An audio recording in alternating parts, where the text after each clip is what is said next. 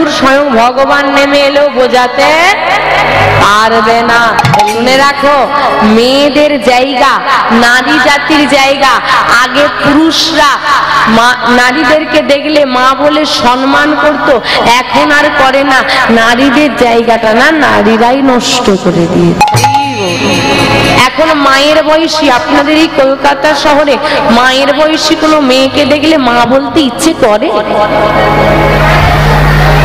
হ্যাঁ, সারা বছর সিঁদুর নেই, দুর্গা পুজোর দশমীর দিন বাবা মার্কেটে যত সিঁদুর ছিল একাই কেনে, ভূতের মতো মেখে ঘুরে। ও দিদি, তোমার বিয়ে হলো কবে গো? জানো না আমার একটা মেয়ে আছে। বলি, মেয়েটা তোমারই তো না।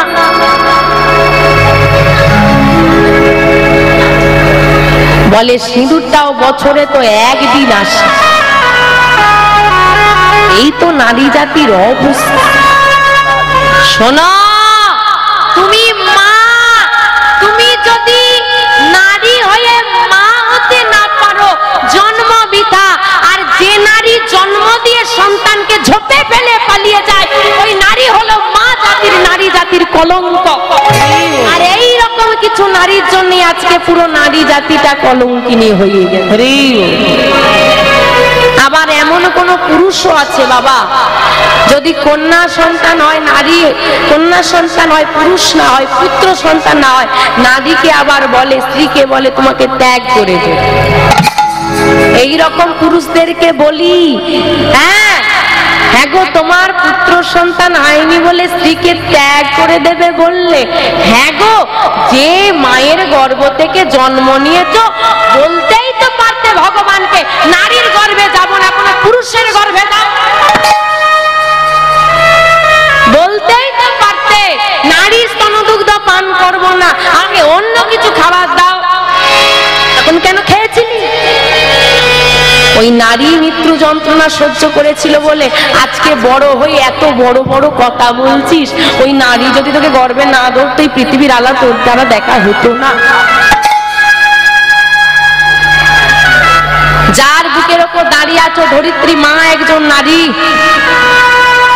যার গর্ভে 10 মাস 10 দিন ছিলে সে একজন নারী, যার স্তনদুগ্ধ পান করেছো সে একজন নারী, যার জন্য বাবা হতে পারছো সে একজন নারী, যার হাত থেকে ফোঁটা নাও সে একজন নারী।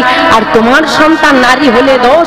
শুনে রাখো, যে ঘরে লক্ষ্মী নারীর অবহেলিত হয়, সে ঘরে লক্ষ্মী বাস করে না। মায়াবতী মায়ের সন্তান হয়েছে, পুত্র সন্তান, গোবিন্দ চরণে শয়ন দিয়ে বলছে, হে মাধব, হে কৃপাময়, সন্তান তো আমার নয়, তুমি দিয়েছো আমাকে মাত্র। তুমি চাইলে সব হয়, তুমি না চাইলে কিচ্ছু হয় না। নিজ ইচ্ছায় জীব কোটি বাঞ্ছা করে, কৃষ্ণ ইচ্ছা বিহনে তাহা নাহি পুরে। নিজ ইচ্ছায় জীব কোটি বাঞ্ছা করবে, যদি গোবিন্দের ইচ্ছে না হয় তা কখনো পূরণ হয় না। তাই আজকে মায়াবতী মা সন্তানকে শয়নে দিয়ে বলছে, হে গোবিন্দ, তোমার সন্তান তোমাকে ফিরিয়ে দিলাম, আমার থেকে তুমি আমার সন্তানকে দূরে করে দিলে, কোনোদিন তোমার থেকে যেন দূরে করে দিও না। সন্তানকে তুলে নিয়ে এইবার বাড়ি বাড়ি মা ঘুরছে, দিদি একটা কাজ দেবে? যা দাও দেবে, দাও না একটা কাজ। বাড়ি বাড়ি ঘুরছে আর মা কাজের খোঁজ করছে। কিছু কিছু বাড়িতে কাজ পেয়েছে, সন্তানকে শয়নে রেখে কাজ করে। সন্তান যখন কেঁদে ওঠে, মা স্তনদুগ্ধ পান করি আবার শয়নে দেয়, আবার কাজ করে। এইভাবেই চলে সংসার, এইভাবেই চলে মায়াবতীর দিন।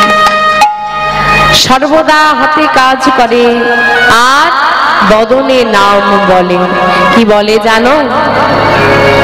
ভজ শ্রীকৃষ্ণ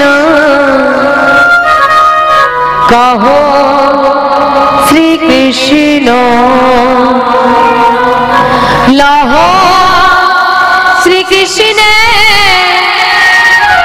নাম রে। ভজ শ্রীকৃষ্ণ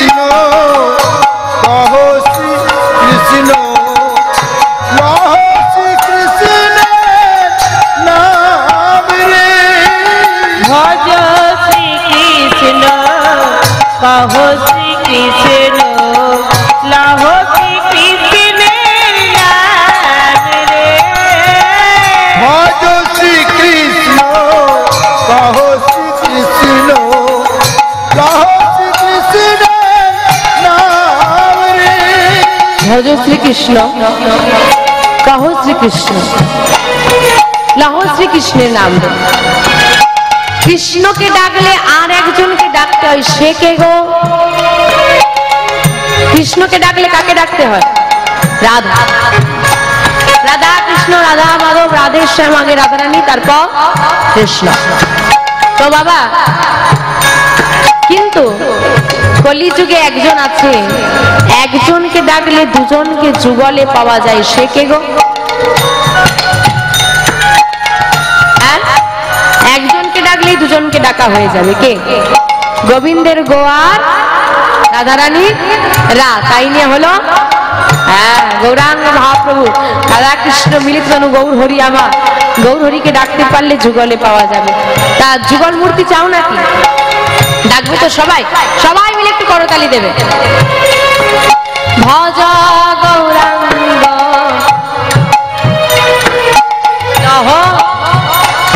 একটু জোরে ভজ কহো গৌরাঙ্গ গৌরাঙ্গের নামে যে জনা গৌরাঙ্গ ভজে সে হয় আমার প্রাণের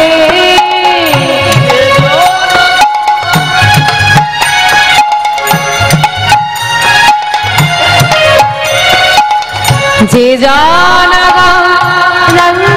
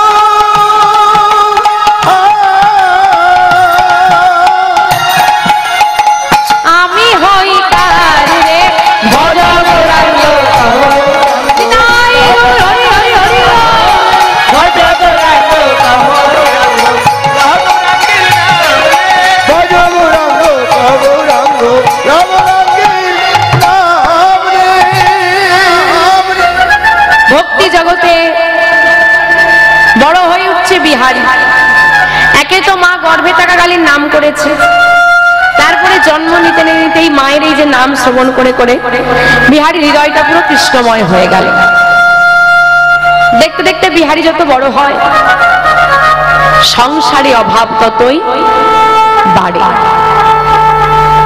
এখন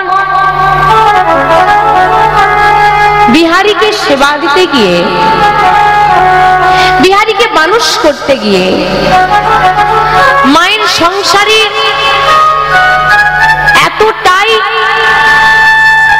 অভাব দেখা দিল যে বাবা দুবেলা দুমুঠো পেট পূরণ খাবার আর হচ্ছে না। প্রায় দিন মায়াবতী মা অভুক্ত থাকে।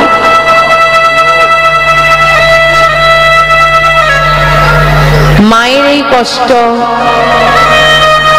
সন্তান আর দেখতে পারল না। 5 বছরের বিহারী কাজের খোঁজে বেরিয়ে পড়েছে। একটা বড় বাড়ির সামনে গিয়ে চিৎকার করে ডাক দিচ্ছে, বাবু বাবু গো,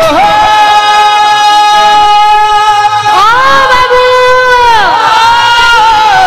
বাবু গো, ও গো, বাবু গো, বাবু গো।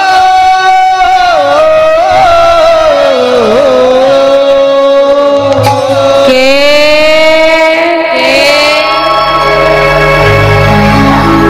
আমি বিহারী লাল। কি চাই তোর? ও বাবু, তোমার ঘরে আমায় একটা কাজ দেবে?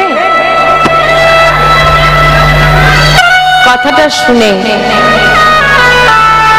ঘর থেকে বেরিয়ে এসেছে বাবুর স্ত্রী। বা কি মিষ্টি দেখতে দেখো ছেলেটাকে। এই খোকা শোন,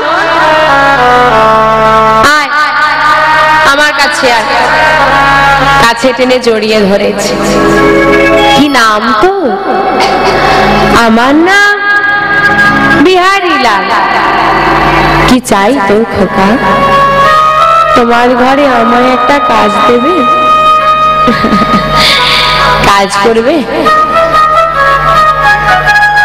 কাজ তো সবাইকেই করতে হয় বাবা। নির্দিষ্ট বয়সে নির্দিষ্ট কাজ নির্ধারিত রয়েছে। বিহারীর যে বয়স, এই বয়সে বিহারীর কাজ কি? পড়াশুনো করা, পাঠশালায় যাবে, পড়াশুনো করবে, খেলাধুলো করবে, এই তো তোমার কাজ। মা কি করে পাঠশালায় যাব বলো? যে মানুষটা আমাকে হাতে ধরে পাঠশালায় নিয়ে যাবে, আমার জীবনে তো সেই মানুষটাই নেই। কে? আমার তো বাবা নেই। কি করে পাঠশালায় যাব বলো? কে নিয়ে যাবে আমায়? আমার যে বাবা নেই।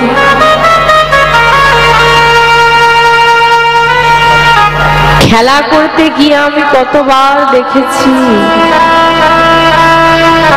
অন্ধকার নেমে এলে সবার বাবা তাদেরকে ফিরিয়ে নিতে আসে। আমার বাবা আমাকে কোনোদিন বাড়ি ফিরিয়ে নিতে আসে। আমার বাবা আমাকে কখনো ভালোবাসে, কখনো কাছে টেনে নেয়নি। তোদের সংসার কি করে চলে খোকা?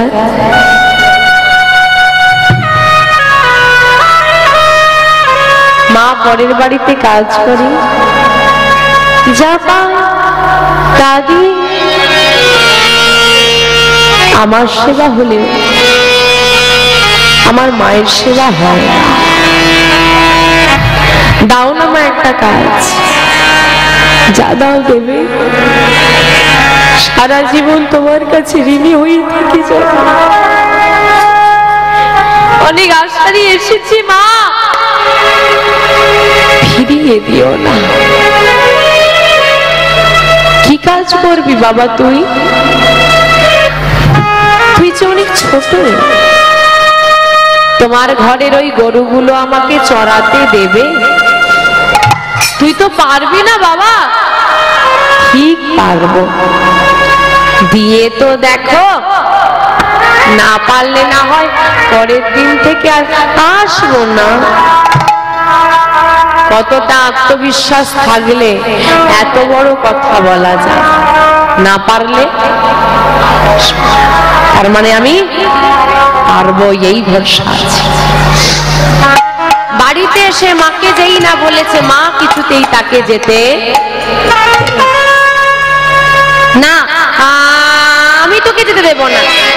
মা, আমি কথা দিয়ে এসেছি, একটা দিন যেতে দাও, যদি না পারি আমি আর যাব না। বেশ, তবে শোন খোকা, যাবি যা, যেন বদনে দয়াময়ের নাম থাকে। তিনি হলেন এমন এক বন্ধু যিনি নিঃস্বার্থে সাহায্য করে। বেশ, মায়ের চরণে প্রণাম করে মাঠে গরু চড়াচ্ছে বিহারী, আর বদনে দয়াময়ের নাম গাইছে। আধার যাবি একা আমি, খুঁজি গো তোমার, হাত ধরে পার করি নিও দয়া দয়া, হাত ধরে পার করি নিও দয়া।